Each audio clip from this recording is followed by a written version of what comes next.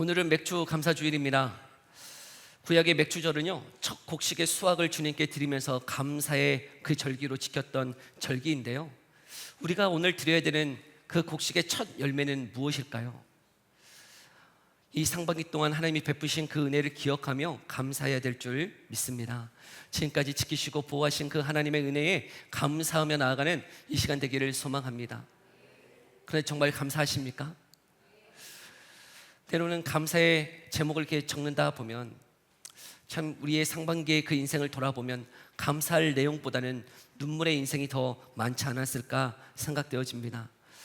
또 사업도 힘들고 경제적으로도 힘들고 관계적으로도 힘들고 건강적으로도 힘든 사람들이 많이 있기에 상반기를 돌아보면서도 하나님 앞에 감사해야 된다라는 것 알지만 감사할 내용이 없어서 하나님 정말 무엇을 감사해야 될까요? 라고 하는 의문이 들 때도 있더라는 것이죠. 그럼에도 불구하고 오늘 이 시간 우리가 감사해야 되는 것은 내 상황이, 내 환경이 나아져서만 감사하는 것 아니고요, 여러분 오늘 이 시간 이렇게 주님 앞에 나와 믿음을 지켜주시고 이 악한 시대 앞에서 우리를 구별하여 주시고 주님 앞에 온전히 설 수 있음이 감사의 내용인 줄 믿습니다. 흔들리는 우리의 인생 가운데에 우리의 신앙을 지키시고 우리를 빚어가심이 감사해야 할 첫째 제목인 줄 믿어요. 그래서 우리는 감사할 수 있는 것이죠. 우리의 이 삶은 여전히 영적인 전쟁 가운데 있습니다. 좋은 것만 있는 게 아니에요. 푸른 초장만 있는 게 아니더라고요. 사망의 음침한 골짜기가 있고요, 눈물의 아픔이 여전히 있어요. 오늘 이제 신발을 신어야 됨을 이야기하고 있는데요, 축구를 할 때는 뭘 신어야 돼요? 축구. 등산을 할 때는요? 등산화. 스케이트장에서는요? 스케이트화를 신어야 돼요. 그러면 이런 거 안 신으면 축구 못해요? 등산 못하나요? 스케이트장 못타요? 안 신으면 할 수는 있어요. 여러분 축구장에서 축구화 안 신어도요, 축구할 수 있어요. 그런데 어떻게 될까요? 넘어져요. 방향을 틀 때나 슛을 할 때 중요한 순간에 슛을 쏴야 되는데 축구화를 신지 않고 있다면 그 운동화, 뭐 실내화 이런 것은요, 그곳에서 미끄러지더라는 거죠. 스케이트장을 생각해 보세요. 스케이트장 운동화로 들어갈 수 있어요, 없어요? 있어요. 여러분 그 얼음판 뭐 스케이트화 안 신어도요, 아마 우리 어르신들 막 얼음장에서 그냥 타 보셨을 거 아니에요? 그냥 운동화로 타 보셨을 거 아니에요? 스케이트화 아니더라도 다 탈 수는 있어요. 그러나 중요한 순간에 설 수 없고 넘어짐이 그 신발의 중요성을 우리에게 알려주더라는 것이죠. 군인은 무엇을 신어야 돼요? 군화를 신어요. 왜요? 왜 군화를 신습니까? 군인들은요, 온갖 곳을 다 걸어 다녀야 돼요. 산도 넘어야 되고요, 강도 넘어야 되고 자갈밭, 돌밭도 건너야 되는 것이 군인들이죠. 그 군인들 온갖 행군을 할 때 그 발을 보호해 주기 위해서 뭘 신는 거예요? 그래서 군화를 신더라는 것이죠. 그러면 믿음의 싸움을 하고 있는 저와 여러분들은 어떤 신발을 신어야 될까요? 오늘 15절은 어떤 신발을 신어야 되는지를 우리에게 말씀해 주고 있는데요, 함께 15절 다시 한번 읽어볼까요? 함께 읽어봅시다. 시작. 평안의 복음이 준비한 것으로 신을 신고. 무슨 신발이에요? 복음의 신발이에요? 평안의 신발이에요? 복음이 준비한 신발이에요? 어떤 신발이에요? 이게 너무 어렵다. 평안의 복음이 준비한 신을 신고. 우리가 앞에서 보았던 것, 진리의 허리띠, 의의 호심경은 명확하게 진리라고 하는 것을 이야기하고 있는데 15절, 이 신발은 도대체 어떤 신발입니까? 평안의 신발인 거예요? 복음의 신발이요? 복음을 증거하는 신발이에요? 어떤 신발일까요? 복음이 우리에게 주는 게 뭘까요? 예수 그리스도를 믿음으로 그 복음을 우리가 들음으로 우리에게 주고자 하는 핵심이 뭘까요? 그것이 평안이에요. 복음이 주고자 하는 것, 그것이 평안, 그 평안으로 준비된 신발을 신어라 라고 지금 이야기하고 있는 것이죠. 복음이 뭡니까? 복음의 그 핵심은 예수 그리스도이세요. 저와 여러분이 그 복음 예수 그리스도를 믿는 줄 믿습니다. 그 복음을 믿는 자들에게 주시는 게 무엇이라고요? 평안이에요. 그러면 도대체 또 평안은 뭡니까? 평안, 안 싸우고 잔잔한 상태가 평안입니까? 여러분 평안하세요? 이 평안이 단순히 안 싸워서 그냥 잔잔한 상태가 평안이 아니에요. 이 평안이 그냥 기분이 좋은 상태, 그냥 안전한 상태가 평안이라고 말씀하고 있는 게 아니더라고요. 성경이 말하는 평안이라고 하는, 히브리어로는 샬롬이라고 하는 이 의미가 도대체 무엇입니까? 예수 그리스도께서 우리에게 주고자 하시는 그 평안이라고 하는 게 무엇일까요? 죄인된 저와 여러분의 상태가 원래는 어떤 상태입니까? 하나님과 우리의 관계가 어떠하죠? 단절되어 있는 상태예요. 그것이 성막에서 보여주는 한 증거가 무엇이냐면 휘장이라고 하는 거예요. 휘장. 하나님의 그 보좌가 있는 그 휘장, 그 안을, 그 지성소를 무엇으로 가려놓았죠? 휘장으로 가려놓았어요. 누구도 그 하나님 앞에, 죄를 지은 자가 감히 하나님 앞에 나올 수 없도록, 여러분 죄를 지은 자가 그 휘장 안으로 들어가면, 하나님의 임재 앞으로 들어가면 어떻게 되는 거예요? 죽음이에요. 그래서 그 휘장으로 가려 놓았던 것이죠. 그런데 예수 그리스도께서 십자가에 죽으셨을 때에 어떤 일이 벌어졌나요? 그 휘장이 위에서 아래로 찢어졌어요. 하나님의 그 보좌의 문을 열어 놓으셨어요. 누구를 통해서요? 예수 그리스도를 통해서요.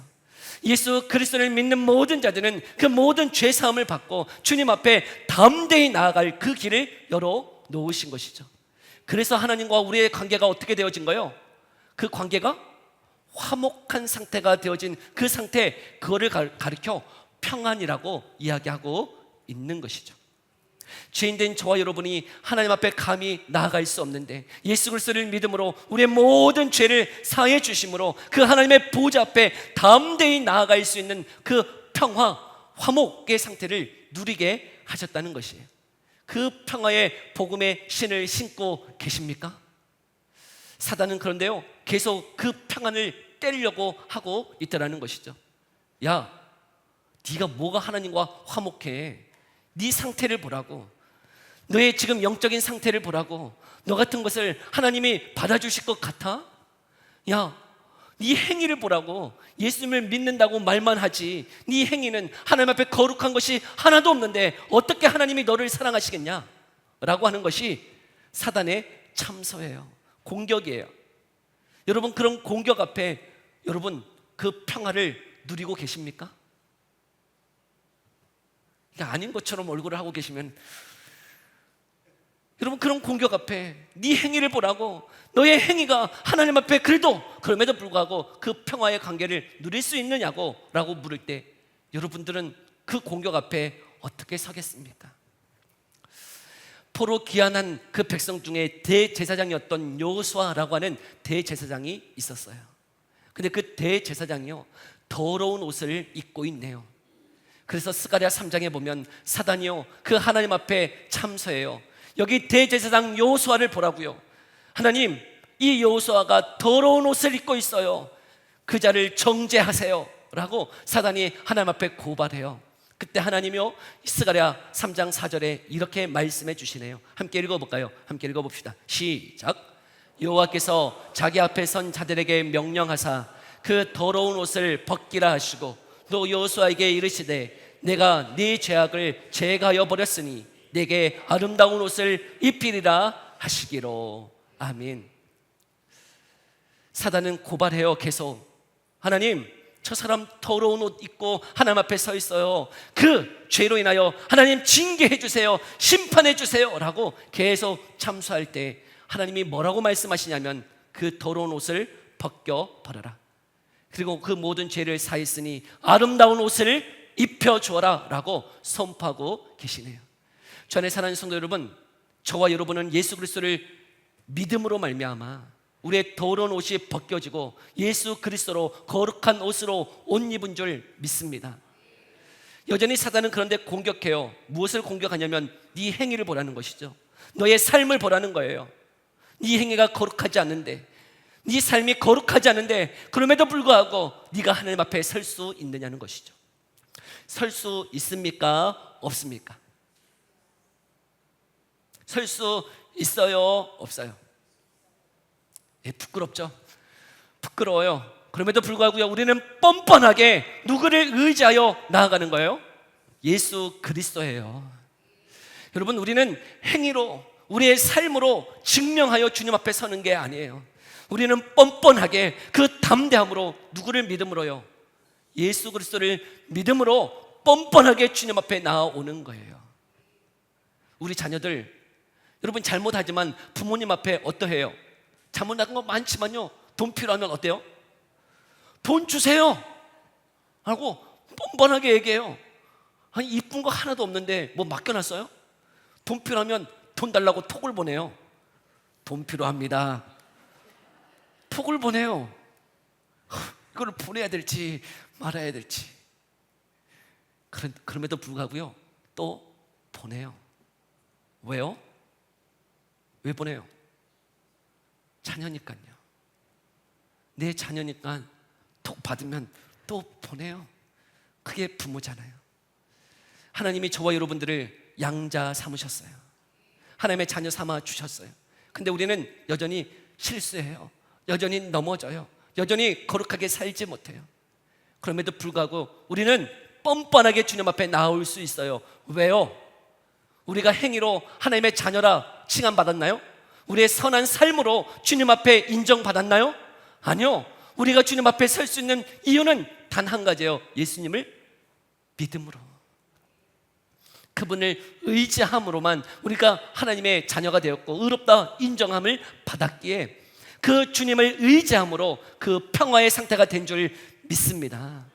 그 관계가 회복된 것은 내 삶이나 내 행위에 근거한 것 아니고 오직 예수 그리스도 때문에, 우리가 의롭게 되었기 때문에 우리는 그 평안을 누릴 수 있다는 것이죠.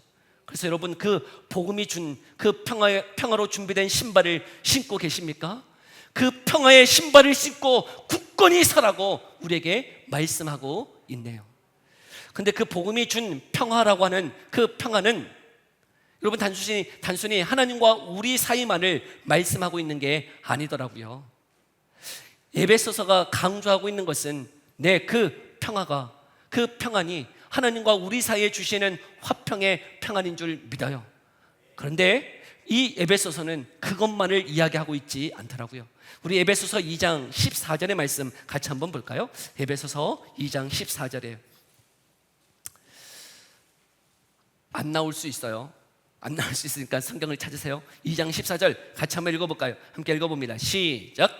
그는 우리의 화평이신지라 두로 하나를 만드사 원수된 것 곧 중간에 막힌 담을 자기 육체로 허시고. 주님이 우리의 무엇이라고요? 화평이세요. 예수 그리스도가 우리의 화평이세요. 근데 둘로 하나를 만드셨어요. 막힌 담을 허물어 주셨어요. 근데 그것이 하나님과 우리 사이에 막힌 담만 허무신 게 아니더라고요. 18절 한번 읽어볼까요? 2장 18절 같이 한번 읽어봅시다. 시작. 이는 그로 말미암아 우리 둘이 한 성령 안에서 아버지께 나아감을 얻게 하려 하심이라. 아멘. 이 둘이 한 몸이 되어 아버지 앞에 나아가게 함을 얻었다. 이 둘이라고 하는 게 무엇을 지금 얘기하고 있는 걸까요? 우리 2장 살펴봤잖아요. 2장 우리 다 봤잖아요. 이 둘이라고 하는 게 뭐였죠? 유대인과 이방인, 이 둘이. 예수 믿기 전에 이 유대인들은 누구를 가장 경멸하고 있어요? 이방인이에요. 그런데 이 복음 앞에서 유대인과 이방인 사이에 막혀 있었던 그 담을 그 예수 그리스도께서 허무시고, 이 둘이, 유대인과 이방인이 하나가 되어서 예수 그리스도 앞에 나아가게 함을 우리에게 주셨노라고 말씀하고 있더라고요. 예수님이 주신 화평, 그 평안은 하나님과 우리 사이만을 말씀하고 있는 게 아니고요, 사람과 사람 사이에 막힌 담도 허물어 주셨음을 이 에베소는 강조해서 말씀하고 있더라고요. 여러분, 예수 그리스도를 믿음으로 그 복음이 우리에게 주신 그 평안은 사람과 사람 사이에 있는 막힌 담도 허물어 주셨어요. 어떤 담일까요? 우리는 사람을 바라볼 때 어떤 관점으로 바라봅니까? 때로는요, 그 사람을 바라볼 때, 다른 사람들을 바라볼 때 아무 관심이 없는 사람들이 있어요. 또 어떤 사람들은 그 사람들을 바라볼 때 그 사람들이 가지고 있는 좋은 점, 좋은 것 때문에 그것을 부러워하며 바라보는 사람들이 있어요. 또 어떤 사람들은요, 안 좋은 점을 바라보면서요, 그것을 비하하면서 나를 높이는 사람들이 있더라고요. 다른 사람들을 바라볼 때요, 비교의 대상으로 바라보면서 좋은 것 있으면 부러워하고, 그 사람의 약점이나 연약한 것이 있으면 비하하면서 나를 높이는 것이 다른 사람들과의 비교 속에서 다른 사람들을 바라보는 죄된 본성의 특징이더라 하는 것이죠. 그런데 예수님을 믿음으로 인하여 우리 안에 변화가 일어난다고요. 예수님을 믿음으로요, 다른 사람들을 바라보는 관점이 바뀌어진다고요. 예수님을 믿음으로요, 다른 사람들을 바라볼 때요, 하나님의 형상으로 바라보는 놀라운 변화가 일어나는 것이죠. 빌레몬서에 오네시모라고 하는 종이 있었어요. 이 오네시모라고 하는 종은요, 그 주인 빌레몬에게 그 돈을 훔쳐서 도망쳤네요. 그 당시에요, 여러분 종이 주인의 돈을 훔쳐서 도망쳤다, 잡혔어요. 그 종 어떻게 돼야 됩니까? 어떻게 될까요? 사지를 찢어가지고 여러분 죽여버리는 것이 그 당시의 형법이에요. 감히 주인의 돈을 훔쳐서 도망쳐? 상상할 수 없는 일이 벌어진 것이죠. 근데 그 오네시모를 누가 만나냐면 사도 바울이 만났어요. 그 오네시모에게 복음을 증거함으로 오네시모가 예수님을 믿게 되었네요. 그래서요, 그 주인인 빌레몬에게 편지를 들려서 써서 보낸 게 빌레몬서예요. 근데 그 핵심이 무엇인가? 빌레몬아, 이 오네시모가 예수님을 믿었다. 그래서 이제는 더 이상 종으로 대하지 말고 사랑하는 형제로 대하라. 그리고 그는 나에게 있어서 사랑하는 신복이다 라고 써서 보내고 있어요. 신복이라고 하는 그 단어, 우리가 얘기했지만 그 신복이라고 하는 단어가 뭐라고요? 심장이라고요. 여러분, 그 돈을 훔쳐서 도망친 종을 향해서 지금 사도 바울이 뭐라고 고백하고 있냐면, 그는 나의 사랑하는 심장이다 라고 고백해서 보내렸던 것이죠. 형편없고 그 당시에 그 생각으로는 죽어마땅한 그 종과 같은 오네시모를 이제는 예수 그리스도 안에서 내 사랑하는 형제요, 그는 나의 신복이며 나의 심장이다 라고 고백할 수 있는 그 이유가 도대체 무엇 때문입니까? 복음이 주는 뭐요? 평안 때문에요. 사람을 바라보는 그 관점이 바뀌어지기 때문에 여러분, 사람을 향해서 경멸하거나 비하하거나 때로는 부러움의 대상이 아니고요, 하나님의 형상이요, 하나님의 영혼으로 바라볼 수 있는 관점의 변화가 이 복음이 우리에게 주는 그 평화의 신이라고 말씀하고 있는 것이죠. 왜요? 우리는 사람들 앞에서요, 때로는 위축되기도 하고 때로는 교만하면서 이렇게 살아가는 우리들이요, 우리가 어떤 신발을 신고 이 세상을 살아가야 되냐면 복음이 주는 어떤 신발이요? 평안의 그 신발을 신어야 됨을 말씀하고 있는 것이죠. 주 안에 사랑하는 성도 여러분, 그 신발 신고 계십니까? 하나님 앞에서 뻔뻔함으로 나는 하나님의 자녀다, 하나님은 나의 아버지시다 라고 하는 뻔뻔함으로 그 평안으로 서고 있으며, 사람들과의 관계 속에서는 위축되거나 부러워하거나 비하하거나 교만함으로 서지 아니하고 하나님의 형상으로 바라보면서 그 사람들 앞에 속에서도 평안으로 여러분 그 신발을 신고 이 세상을 살아가고 계십니까? 복음이 주는 이 평안의 그 신발을 신고 그 준비된 상태로 이 땅을 살아가는 저와 여러분 되기를 간절히 소망합니다. 두 번째로요, 여러분 오늘 본문의 말씀이 또 한 가지를 우리에게 말씀하고 있는데요, 16절의 말씀이에요. 같이 한번 읽어볼까요? 16절의 말씀 함께 읽어봅시다. 시작.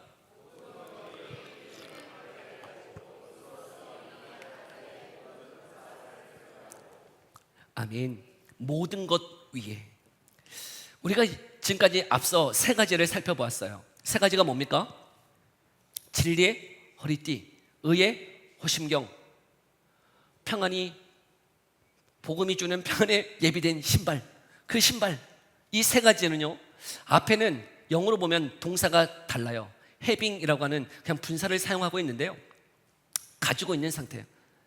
이거는 성도라면 반드시 그냥 딱 장착하고 있는 상태인 거예요. 진리의 허리띠, 의의 호심경, 평안의 그 예비된 신발. 여러분 그 신발은 딱 장착되고 있는 것이죠. 그런데 이제 오늘 이 네 번째부터 믿음의 방패부터 보는 세 가지는요, 어떤 동사를 쓰고 있냐면 take라고 하는 동사를 사용하고 있더라고요.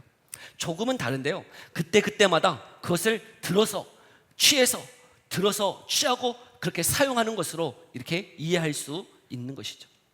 근데 무엇이 닥치면 지금 이 믿음의 방패를 들어야 되느냐? 악한 자들이 무엇을 쏜다라고 이야기하고 있죠? 악한 자들이 무엇을 쏴요? 모든 불화살을 쏜다라고 이야기하고 있더라고요. 불화살. 그냥 화살이 아니고요, 불화살인 이유가 분명히 있을 거예요. 불화살이 무엇일까? 어떤 특징을 가지고 있을까? 화살은요, 목표물이 딱 정해져 있어서 화살은 그 목표물을 딱 타격해야 하는 것이죠. 근데 불화살은 어떠합니까? 목표물이 있을까요? 아니요, 목표물 근처에 탈 수 있는 것만 있으면 어떻게 되는 거예요? 탈 수 있는 것만 있으면 대충 쏴도 되는 거예요. 그냥 대충 쏴도 그 근처만 떨어지면, 불만 번질 수만 있다면 그 불화살은 그 모든 특징을 다 이룬 것이죠. 불화살이 가지고 있는 특징이에요. 불화살은 그 근처만 쏴대어서 무언가를 태울 수만 있다면 그 모든 목적을 다 이룬 것이에요. 악한 자들이요, 우리에게 지금 무엇을 쏘고 있다고요? 불화살을 쏘고 있어요. 여러분, 그 불화살 맞아보셨어요? 저도 오늘 이 말씀을 이렇게 준비하면서 악한 자가 내게 불화살을 쏘고 있다는데 이 불화살이 도대체 뭘까? 라고 할 때 한 가지 깨달아지는 게 있었어요. 제가 몇 년 전에 참 공황장애처럼 잠을 이룰 수 없을 때가 있었어요. 저는 원래 머리만 대면 이렇게 잠을 자는데 잠이 안 오는 거예요. 걱정, 염려 때문에요. 교회에 대한 걱정, 염려, 불안 때문에 잠을 잘 수가 없는 거예요. 자다가도요, 막 계속 깨요. 새벽에 저는 푹 자요. 푹 자는데 자다가 계속 깨고, 심장이 왜 이렇게 빨리 뛰는 것 같고, 불안하고, 염려와 걱정 때문에 너무 힘이 든 거예요. 그런데요, 그 불안, 걱정, 염려, 그 내용을 제가 계속 살펴봤어요. 내가 왜 이렇게 불안하지? 내가 왜 이렇게 염려하지? 내가 왜 이렇게 두려움에 사로잡혀 있지? 근데 그 내용을 잘 살펴보니까요, 제가 해결할 수 있는 문제가 도저히 아니더라고요. 제가 해결할 수 없는 것 때문에 제가 두려워하고 있더라고요. 내가 해결할 수 없는 것 때문에 염려하고 있더라고요. 그래서요, 그냥 그 염려 때려쳤어요. 내려놨어요. 그래서 잠 잘 자고 있어요. 근데 이 말씀을 준비하면서 그때 그 생각이 떠올랐어요. 내가 그때 왜 염려했지? 내가 왜 두려워했지? 내가 왜 걱정했지? 여러분, 그것이 사단이 쏘는 불화살이었더라고요. 한 가지의 염려가요, 제 가운데 이렇게 딱 쏘니까요, 그 염려를 제 안에서요 수만 가지로 부풀려가지고 저 혼자 막 고민하고 있는 거예요. 온갖 생각을 저 혼자 다 하고 있는 거예요. 교회가 망하면 어떻게 되지? 교회 망하면 나도 망하고, 우리 가정은 어떻게 되지? 내 자녀는 어떻게 되는 거지? 막 그러면서 온갖 생각들로요, 모든 염려, 불안, 걱정으로요 내 온 생각을 두르고 있는 제 자신을 봤어요. 제가 뭐 할 수 있을까요? 제가 할 수 있는 게 아무것도 없어요. 그럼에도 불구하고 그 염려, 걱정하고 있더라고요. 어떨 때는 그 불화살이요 분노로 찾아오기도 하더라고요. 분노. 어떤 사람 생각하면요, 분노가 막 치밀어 오르는데요, 그 분노를 가지고요 제 안에서요 얼마나 살인을 하고 있는지요, 그 생각에서 그 한 가지 분노의 생각이 들어오면 그 사람을 난도질을 하고 있는데 온갖 잡생각으로 내 모든 생각을 사로잡고 있는 제 자신을 보았어요. 여러분, 그런 불화살 맞아보셨어요? 저만 그런 거예요? 여러분들은 공격이 없어요? 사단이요 우리를 공격해요. 그 마음의 심령에 작은 염려 하나 딱 던져놔요.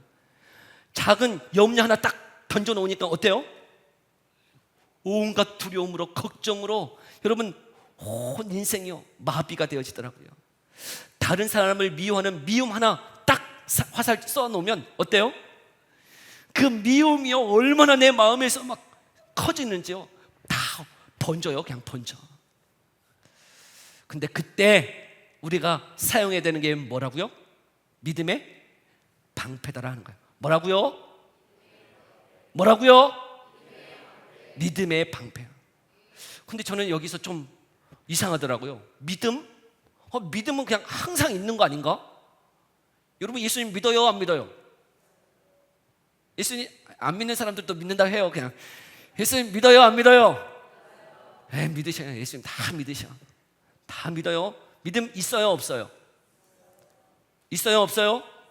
있어요. 근데 이 믿음의 방패, 아니 믿음 다 가지고 있는데, 아니 불화살이 올 때 왜 믿음의 방패를 들어야 할까? 이게 이상하더라고요. 믿음 다 있는데 왜 믿음의 방패일까? 마가복음 4장에 보면 풍랑이 있는 그 바다를 제자들과 함께 배를 타고 가고 있네요. 풍랑이 일 때요, 제자들이 그 풍랑으로 인해서 막 두려워하고 있어요. 떨고 있어요. 근데 우리 예수님 무엇하고 계셨을까요? 주무시고 계세요. 아니 지금 풍랑이 일어가지고 죽을 것 같은데 우리 예수님 주무시고 계시네. 그래서 제자들이 어떨까요? 풍랑 때문에 두려워하는 마음으로 예수님 일어나세요, 우리 죽게 됐다고. 예수님 빨리 일어나세요. 막 깨웠어요. 근데 깨워 일어난 예수님이요, 풍랑을 잔잔케 하시고는 제자들을 향하여 말씀하세요. 우리 마가복음 4장 40절의 말씀인데요, 같이 한번 읽어볼까요? 함께 읽어봅시다. 시작. 이에 제자들에게 이르시되 어찌하여 이렇게 무서워하느냐? 너희가 어찌 믿음이 없느냐 하시니. 왜 이렇게 두려워해? 그리고 너희 믿음이 왜 이렇게 없니? 동일한 본문인 이 말씀이 누가복음에서는 너희 믿음이 도대체 어디에 있느냐라고 말씀하세요. 믿음이 너희는 어디 있어? 네 믿음은 왜 이렇게 없냐? 라고 말씀하시는 이 상황이 이해가 되세요? 아니 지금 풍랑 때문에 죽게 되어서 예수님 깨웠는데 그 예수님이 일어나셔서 하시는 말씀이 왜 이렇게 두려워해?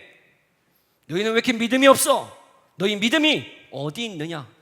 말씀하시는 그 예수님. 제자들은 믿음이 있어요, 없어요? 예수님 믿어요, 안 믿어요? 믿어요? 근데 왜 믿음이 없다 그러셨는데? 믿음이 어디 있냐요? 도대체 이 말씀이 무슨 의미일까요?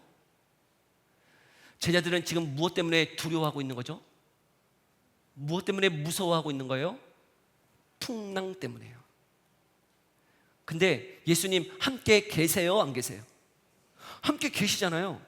함께 있음에도 불구하고 지금 무엇하고 있는 거예요? 풍랑 때문에 무서워하고 있어요. 주님 함께 계시는데, 함께 있음에도 불구하고 그 풍랑 때문에 무서워하고 두려워하는 그 제자들을 향해서 예수님은 말씀하시는 거예요. 네 믿음 어디 있니? 너희는 왜 이렇게 믿음이 없냐? 왜요? 여러분, 예수님 같이 있어서 같이 죽으면 어디 가면 되는 거예요? 천국 가면 되는 거고, 안 죽으면 안 죽는 거고, 하나님 예수님 같이 계시는데 믿음이 어디 있느냐는 거예요. 여러분, 이 교회의 주인은 누구십니까? 이 교회의 주인 누구세요? 우리 하나님이세요. 우리 하나님인데요, 제가 걱정하고 있어요. 제가 두려워하고 있어요. 제가 염려하고 있어요. 내가 뭔데요? 내가 염려하고 걱정한다고 문제가 해결돼요, 저요? 아무것도 안 되더라고요. 제가 걱정 염려해봤자 아무것도 안 돼요. 그냥 잠 잘 자고 밥 맛있게 먹고 설교 잘하면 되는 것이지, 제가 염려한다고 걱정한다고 될 거 아무것도 없더라고요. 주님이 하세요. 주님이 이 교회의 주인이세요. 나는 위임받아서 목회할 뿐이지 내가 이 교회의 주인은 아니더라고요. 교회의 주인은 하나님이시지 저는 그냥 위임받은 목사지. 여러분, 제가 주인은 아니에요. 근데 제가 주인 노릇한다고 걱정하고 염려하고 있었어요. 공황장애가 왔었어요. 여러분, 그런데 그것이 혹 저만의 문제는 아니더라고요. 여러분의 삶의 주인은 누구십니까? 여러분의 삶의 그 주인의 그 삶의 방향은, 그 키를 누가 잡고 있습니까? 정말 주님이신 예수님이 붙잡고 계십니까? 아니면 여전히 내가 주인 되어 이 배를 운행하고 계십니까? 주님이시라면서요, 예수님이시라면서요, 나 예수님 믿는다면서요. 정말 예수님이 여러분의 주인 맞습니까? 풍랑이 일 때, 광야의 그 길을 걸어갈 때, 사망한 음침한 그 골짜기를 만날 때 우리는 다 무서워 떨어요. 염려해요. 걱정해요. 그래서 주님 앞에 계속 깨워요. 주님, 내가 죽게 되었는데 무엇하고 계십니까? 주님이 말씀하시네요. 너희 믿음이 어디 있느냐? 너는 나를 믿느냐? 라고 물으시는 주님의 그 물음이 오늘 우리에게 묻고 계시는 거예요. 불화살, 악한 자들은 우리에게 여전히 불화살을 쏘아대요. 작은 염려 하나, 작은 걱정거리 하나, 작은 미움의 하나, 씨앗들을 우리에게 던져 놓으면 우리는 반응하죠. 그런데 우리에게 정말 그때 사용해야 되는 게 뭐라고요? 믿음의 방패예요. 나는 하나님의 자녀다. 나는 하나님이 사랑하시는 하나님의 자녀다. 내 삶의 주인은 하나님이시다. 하나님이 나를 운행하시며 내 삶을 책임지신다 하시는 믿음이 있기를 소망합니다. 그래서 주님은 말씀하세요. 두려워 말라, 놀라지 말라. 내가 너와 함께 함이니라고요. 근데 이 말을 들으면 한 가지 불신의 마음이 들어요. 나 같은 자도 함께 하실까? 내가 이렇게 경건하게 살지 않는데도 불구하고 나 같은 자에게도 함께 하실까? 주님을 위해서 좀 헌신하고 주님을 위해서 좀 예배도 잘 드리고 내가 주님을 위해서 뭔가를 해드렸으면 그래도 좀 괜찮을 텐데 내가 이렇게 살고 있는데도 주님이 나와 같은 자도 함께 하실까? 라고 하는 생각이 들더라고요. 들어요? 안 들어요? 그럼에도 불구하고 하나님이 여러분과 함께 하십니까? 내가 이렇게 잘 못 살아도 주님이 나와 함께 하십니까? 대단한 믿음을 가지고 계세요. 왜 함께 하시는 거죠? 왜 나는 이렇게 경건하지 못하고 나는 여전히 연약하고 실패하고 넘어짐에도 불구하고 나와 함께 하시는 이유가 무엇 때문입니까? 진리의 허리띠, 의의 흉배, 복음이 준 그 평화의 그 준비된 신, 그것은 항상 우리를 붙잡고 있는 거예요. 우리의 정체성이에요. 예수 그리스도를 믿음으로, 그 진리를 믿음으로 여러분 우리가 의롭게 된 것, 내가 그 평안의 관계를 누리는 것, 나 때문입니까? 내 행위 때문이에요? 아니라고요. 내 삶 때문에 주님이 나와 함께 하시는 게 아니라고요. 다 은혜였어요. 주님이 그 은혜로 나를 자녀 삼으시고 나를 의롭다고 해주셨기에 여전히 내가 쓰러지고 넘어진다 할지라도 그 믿음의 방패에 들면 그 믿음으로 살아가면 주님이 나와 함께 하세요. 주님이 나를 돌보고 계세요. 나를 지키세요. 나와 모든 그 불가능을 가능케 하시는 것이 하나님이신 줄 믿어요. 그것이 믿음이에요. 풍랑이 없는 게 아니에요. 풍랑은 여전히 있어요. 광야는 여전히 있고요. 여러분 고난의 길, 사망의 음침한 길은 믿는 자들에게도 여전히 있어요. 그런데 우리가 들어야 되는 믿음이 있어요. 믿음. 하나님 나와 함께 하신다. 하나님 날 사랑하신다. 내 이름을 주님의 손바닥에 새겨주셨고 눈동자와 같이 나를 지키시는 하나님이심을 믿기를 원하세요. 주 안에 사는 성도 여러분, 그런 고난의 그 길을 걷고 계십니까? 풍랑이 일고 있습니까? 그 풍랑이 있는 그 파도를 지금 맞이하고 계십니까? 믿음을 사용하십시오. 믿음의 그 길을 걸어가십시오. 근데 그 믿음의 그 길을, 여러분 이 믿음의 방패를 든다는 것은 홀로 드는 게 아니더라고요. 네, 우리 각자가 들어야 되는 거예요. 근데 이 믿음의 방패를 들라고 그럴 때요, 믿음의 방패는 혼자 드는 게 아니에요. 왜요? 불은 삽시간에 번지기 때문에요. 그 믿음의 방패는요, 함께 드는 거예요. 함께. 우리를 홀로 두지 아니하셨어요. 공동체로 주셨어요. 주 안에 사는 성도 여러분, 우리가 함께 그 믿음의 방패를 들고 그 믿음의 싸움을 함께 싸워가기를 간절히 소망합니다.